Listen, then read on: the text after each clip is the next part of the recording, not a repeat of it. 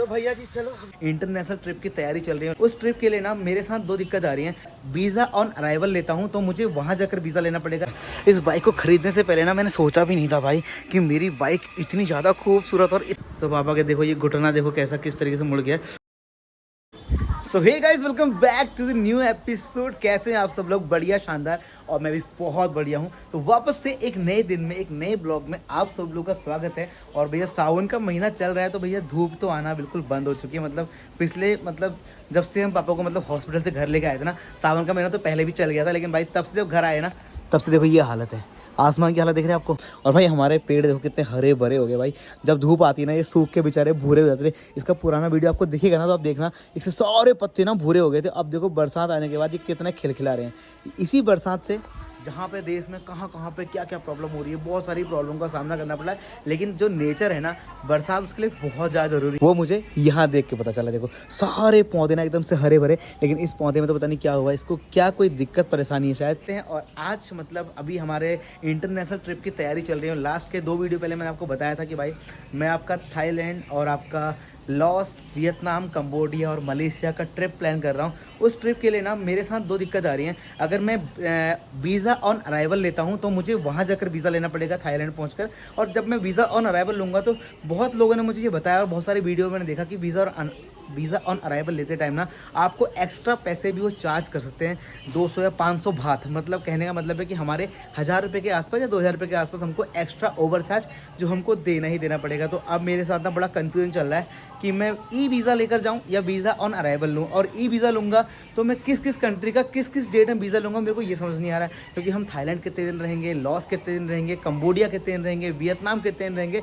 और अब एक चीज़ मेरे साथ और दिक्कत हो रही है, जो सारे देश है ना वो लैंड बॉर्डर से कनेक्टेड है। लेकिन और आज अभी हमारे इंटरनेशनल ट्रिप की तैयारी चल रही है। लास्ट के दो वीडियो पहले मैंने आपको बताया था कि भाई मैं आपका थाईलैंड और आपका लॉस, वियतनाम, कंबोडिया और मलेशिया का ट्रिप प्लान कर रहा हूँ। उस ट्रिप के लिए ना मेरे साथ दो दिक्कत आ रही हैं। अगर मैं वीज़ा ऑन अराइवल लेता हूँ तो मुझे वहाँ जाकर वीज़ा लेना पड़ेगा थाईलैंड पहुँचकर। और जब मैं वीज़ा ऑन अराइवल लूँगा तो बहुत लोगों ने मुझे ये बताया और बहुत सारी वीडियो मैंने देखा कि वीज़ा ऑन अराइवल लेते टाइम ना आपको एक्स्ट्रा पैसे भी वो चार्ज कर सकते हैं, 200 या 500 बात। कहने का मतलब है कि हमारे 1000 रुपये के आसपास या 2000 रुपये के आसपास हमको एक्स्ट्रा ओवर चार्ज जो हमको देना ही देना पड़ेगा। तो अब मेरे साथ ना बड़ा कन्फ्यूजन चल रहा है कि मैं ई वीज़ा लेकर जाऊं या वीज़ा ऑन अराइवल लूं। और ई वीज़ा लूँगा तो मैं किस किस कंट्री का किस किस डेट में वीज़ा लूँगा, मेरे को ये समझ नहीं आ रहा है। क्योंकि हम थाईलैंड कितने दिन रहेंगे, लॉस कितने दिन रहेंगे, कंबोडिया कितने दिन रहेंगे, वियतनाम कितने दिन रहेंगे।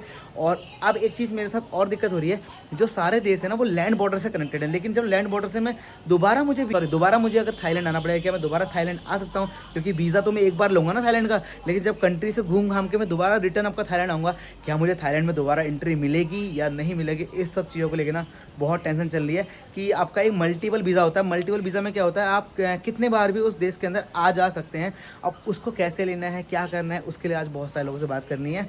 कि इंटरनेशनल ट्रिप की तैयारी चल रही है, अब दुनिया घूमनी है ना, तो टेंशन तो होगी। ये बहुत सारे जो काम है ना, इनके लिए जांच पड़ताल मैं इंटरनेट पे लगा हूँ कल परसों से। कि अब पैसे भी इकट्ठे करने हैं, क्योंकि लास्ट 2-3 महीने से ना मेरा यूट्यूब चैनल चल नहीं पा रहा था, क्योंकि पापा की तबीयत ख़राब थी तो मैं घर में पड़ा हुआ था। तो मेरे जो व्यूवर्स थे उनको घूमना फिरना पसंद था, बट मैं घूम नहीं पाया। बट अब घूम रहा हूँ तो लंबा घूमने का प्रोग्राम है, उसके लिए बहुत सारा खर्चा होना है और बहुत सारे डॉक्यूमेंटेशन भी होना है। उसको लेकर ना बहुत ज़्यादा अभी टेंशन में हूँ। तो चलो अभी फिलहाल भी दिन की शुरुआत करते हैं। फिलहाल तो मैं अपने घर पे हूँ और घर पे पापा की आपको तबीयत का पता ही है, तो बहुत सारे काम ना आजकल मम्मी भी नहीं कर पाती, तो घास काटना, ये काटना कितने बार हमें को करना पड़ता है। बहुत सारी चीज़ें करनी पड़ती हैं, क्योंकि अभी पापा की तबीयत थोड़ी सी डाउन है, तो हम सब लोग मिल बांट के सारे काम कर लेते हैं। तो चलो अभी दिन की शुरुआत करते हैं। अभी बहुत सारे काम करने, खेती बाड़ी के भी, घर के भी। और देखो हमारे घर में कुछ लोग ऐसे हैं यहाँ बैठ के आराम कर रहे हैं। ये दिन भर कॉमेडी, मेरे वीडियो नहीं देखते हैं लोग, बट ये कॉमेडी भी देखते रहते हैं।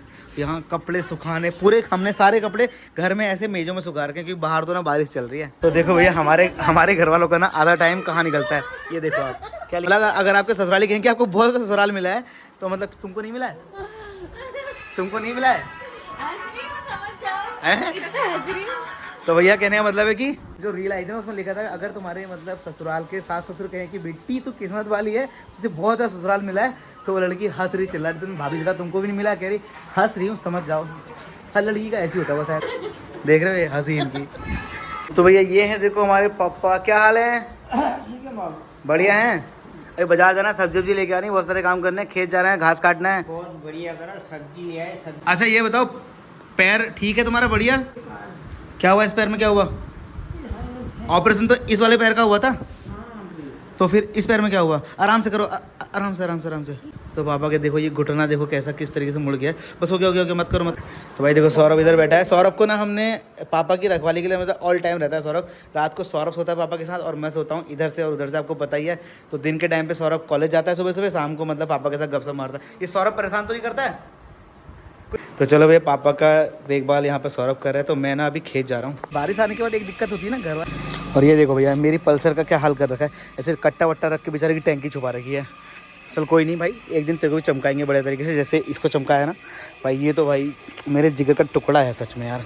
इस बाइक को ख़रीदने से पहले ना मैंने सोचा भी नहीं था भाई कि मेरी बाइक इतनी ज़्यादा खूबसूरत और इतनी ज़्यादा सेक्सी लगेगी। बट भाई जब मैं इसमें राइड करता हूँ ना भाई, सच बोलता हूँ, लोग ना पलट पलट के देखते हैं ना, मुझे वो सबसे ज़्यादा अच्छा लगता है भाई साहब। तो मतलब कि इस धमाकेदार बाइक के लिए एक लाइक तो बनता है। तो भैया चलो अभी चलते हैं पहले खेत की तरफ। मम्मी खेत में घास काटने गई है, वो घास लेकर आते हैं। ठीक, सामने देखो हमारे भाई घर में चाचा जी ये तुम्हारा कुत्ता घास भी खाता है क्या? है, अच्छा फ्रेश होना है बाहर भाई। शाम को ना डेली शाम को चाचा इस कुत्ते को लेकर रोड घूमते निकलते हैं। देखो भाई ऐसे हमारे लोग घास वास लेके आते हैं। तो चाचा मिल के तो हमने कहा दिखाई देते हैं शाम के टाइम पे कुत्ते को घुमाने के साथ तुम्हारी वॉक हो जाती है हल्की हल्की। तो राजा की ज़िंदगी तो इस कुत्ते की है, हमसे अच्छी ज़िंदगी तो इस कुत्ते की है भाई। मतलब बिल्कुल 1 घंटा रोज ये घूमता है फिरता है खाता पीता है। 1 घंटा रोज का है। ए काटना नहीं। अच्छा सुन ए इसका नाम। तो भाई जी ये वाले कुत्ते का ना एक फ़ायदा ये भी होता है, इनको देख के ना डरते नहीं है। बुलडॉग और आपका जर्मन शेफर्ड की तरह मतलब इतने खतरनाक नहीं होते हैं। ये खाली 100 पीस होते हैं, मतलब कि कोई आ गया तो इनके साथ करके ऐसे खेल भी कर ले। वैसे ना कुत्ता पालना और ऐसे कुत्ते ना देखने में कितने प्यारे लगते हैं, तो मन करता है कि कुत्ता पालने का ना बहुत ज़्यादा मन करता है कि यार चलो अपने घर में एक हम भी रख लें। लेकिन अगर आप केयर नहीं कर पाओगे ना तो फिर उस कुत्ते की बेकदरी हो जाएगी। तो फिर उससे अच्छा है कि आप नहीं पालो तो बढ़िया। कि तो भैया जी मैं पहुंच गया हूँ खेत में और मम्मी ने घास काट ली, लेकिन मम्मी ने 2 गट्ठे काटे। 2 गट्ठे मतलब एक जो मम्मी के सर में आपको रखा दिखाई दे रहा है घास का, एक मम्मी ने ये काटा है और एक मम्मी ने काटा है खेत में उस कोने में। तो एक घास का मतलब गड्ढा मम्मी लेकर जाएगी और एक गड्ढा लेके मैं जाऊँगा। और क्या कह रही?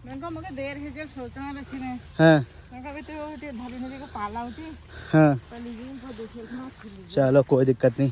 मम्मी ने ना जो भैंस पाली है वो घर में दूध देती है, तो मैं तो मम्मी से ना कम से कम 1-2 महीने पहले से कह रहा था, पापा के एक्सीडेंट से पहले कह रहा था कि मम्मी से कि भैंस को मतलब ऐसे किसी को दे दो या फिर भैंस को सेल कर दो, कि मतलब जो लोग किसी और को दूध पीना होगा तो वो घास काटेगा, भैंस को पालेगा।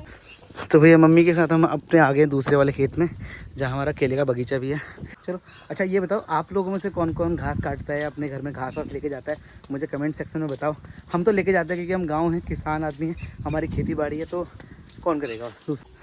तो भाई ये देखो हमने जो मक्का के खेत में आपको कल दिखा रहा था ना, हमारी सारी मक्का ना बंदरों ने खा दी यार, पूरा नुकसान कर दिया। देखो इस तरीके से चिड़ियाओं ने ना, ये आधी मक्का चिड़िया लोगों ने ऐसी खा दी है। मतलब पेड़ में लगा है मक्के का भुट्टा, आधा साफ कर दिया है। तो मतलब खेती में ना सारे लगाने से ही मतलब नहीं होता है, उसकी देखभाल के लिए भी रोजाना पड़ता है। ये सारे खेतों में जितनी मक्का आपको लगी हुई दिख रही है ना, सारी खाई हुई है। देखो ये इस तरह से चिड़िया ना आधा मक्का खाती है, आधी मक्का छोड़ जाती है। फिर भी मम्मी ढूंढ रही 2-4 बकर मक्का मिल जाए शाम को खाने के लिए। मैं आपको एक चीज़ और दिखाता हूँ ना, मक्का के खेत के बगल में ना हमारे ये गडेरी पिनालू बोलते हैं, हम पहाड़ी में गडेरी बोलते हैं शायद। ये पत्ते ना भाई बड़े कमाल के होते हैं सच में, इनके पत्तों में एक जादू होता है। मैं आपको जादू दिखाता हूँ। जैसे इनके पत्तों में पानी है ना, अगर मैं हल्का सा हाथ लगाऊंगा तो ये पानी गायब हो जाएगा। अभी देखो ये पानी है बिल्कुल ऐसा लग रहा है जैसे कि मतलब कोई वो है, मतलब मोती टाइप का। देखो ये देखो, और ये पत्ते ना भीगे हुए दिखते ही नहीं कभी, इनकी क्वालिटी ये देखो। अगर मैंने एक हाथ मारा, अब देखो आप ढूंढो पानी कहाँ पता करके, है ना कमाल। मतलब ये जादुई पत्ते होते हैं हमारे खेतों में। ऐसे पत्ते और किसी के वहाँ होते हैं? बताओ क्या आप क्या बोलते हैं इन पत्तों को अपनी लैंग्वेज में, क्योंकि अलग अलग स्टेट में अलग अलग जगह में इन पत्तों को अलग अलग लैंग्वेज में जाना जाता है। हमारे वहाँ तो ये गडेरी पिनालू के जादुई पत्ते के रूप में जाने जाते हैं। और भाई ये देखो ये हमारे केले का बगीचा है पूरा, यहाँ ना हमारे केले लगाते हैं। और ये केला वाला केला नहीं जो बाजार में लोग खाते हैं, ये केला हमारा देसी केला बोलते हैं। इतना मोटा होता है देखो केला भाई, ये पूरा चरखा ना पेड़ से गिर गया, ऊपर से ना गिर गया। अब इसको कल हम लेके जाएंगे, अभी तो घास लेके जाना है ना मुझे। तो भाई मम्मी को 10 मिनट पूरे खेत में ढूंढने के बाद कुछ मक्का मिली, 2-4 मक्का। इनमें भी दाने हैं नहीं है, पता नहीं। ये देखो मक्का के दाने, ये मक्का के दाने गायब हो गए। देखो इसमें से कुछ दाने हैं, कुछ दाने इसमें से गायब।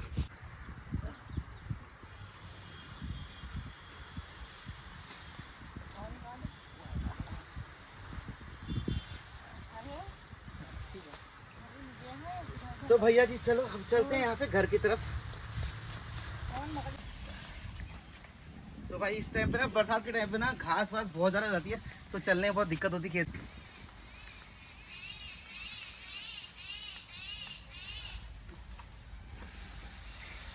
तो भाई थोड़ा सा लाने में इतना दर्द हो गया। मेरी जो कैमरा मैन है ना, इसमें मेरी मम्मी बनी हुई है, जिसने घास काटा है। तो मम्मी को ना कैमरा अच्छे से पकड़ना भी नहीं आ पा रहा है। मम्मी को बताना पड़ रहा है कि ऐसे खड़ा होकर ऐसे पकड़, ऐसे खड़ा होकर ऐसे पकड़। चलो घास लेके घर जाता हूँ फटाफट से पहले। भाई साहब अभी मुश्किल से मुश्किल मैं 500 मीटर आया हूँ अपने खेत से आगे की तरफ, और मेरे गर्दन में ना इतना खतरनाक दर्द हो रहा है, मैं क्या बताऊँ आपको। मतलब गर्दन जाम सी हो गई बिल्कुल यार।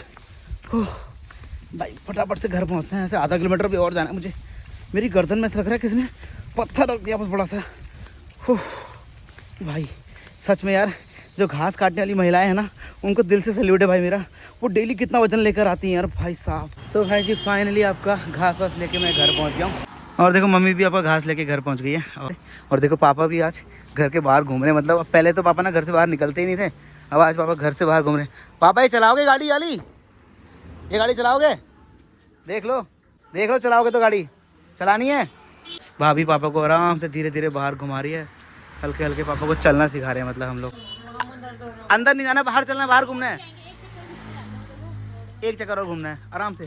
फिसलना मत, ये पैर फिसलेंगे, काई हो रही है। हल्के हल्के।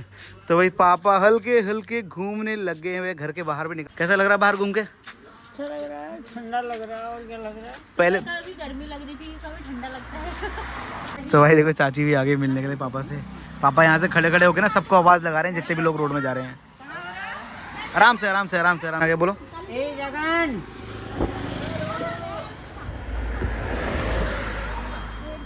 क्या करे, बुलाओ उनको। ओ लाल जा इसके ऐसे हिसाब से ना ये सावल खुटम ये सावल गुड़म ये सब लागण छी एकदम लाग दे ए लाग दे ना मां बोल गल हां जा ये जय हिंदी दिखा लो।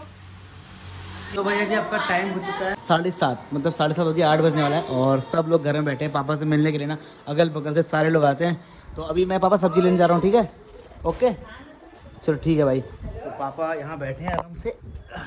तो मैं एक काम करता हूँ, फटाफट से ना मार्केट जाता हूँ। यहाँ पे ना आज हमारे बगल में सब्जी की बाजार लगती है, तो शाम के लिए सब्जी भी सब कुछ ले आता हूँ। अभी खाना फिर उसके बाद खाएंगे, ठीक है भाई? चलो भाई देखो अपनी गाड़ी फाइनली सुबह से शाम तक ना, जब तक एक बार अपनी गाड़ी को ना चलाओ ना, तब तक मज़ा नहीं आता है। तो भाई देखो ये है अपने गांव का बाजार, और यहाँ पे हमारे गांव के लोग ना यहीं से सब्जी लेते हैं। छोटा सा बाजार है, 4-5 दुकानें लगती हैं सब्जी वालों की, तो यहीं से हम लोग सब्जी लेके जाते हैं। चलो सब्जी लेते हैं फिर घर चलते हैं, ठीक है? तो भैया जी आज के ब्लॉग में इतना ही, और कल मिलते हैं फिर आपसे नए ब्लॉग में। और बहुत जल्दी आपको अपडेट मिलेगी भैया। इंटरनेशनल ट्रिप की अभी तैयारी चल रही है, डॉक्यूमेंटेशन चल रहा है, फिलहाल घर के काम में उलझा पड़ा हूँ। तो आज का ब्लॉग में आपको क्या अच्छा लगा मुझे कमेंट सेक्शन में बताओ। और घर के काम आप भी करते ही होंगे शायद, जो गाँव से बिलोंग करते हैं वो तो करते ही होंगे, क्योंकि खेती बाड़ी तो बहुत ज़रूरी है।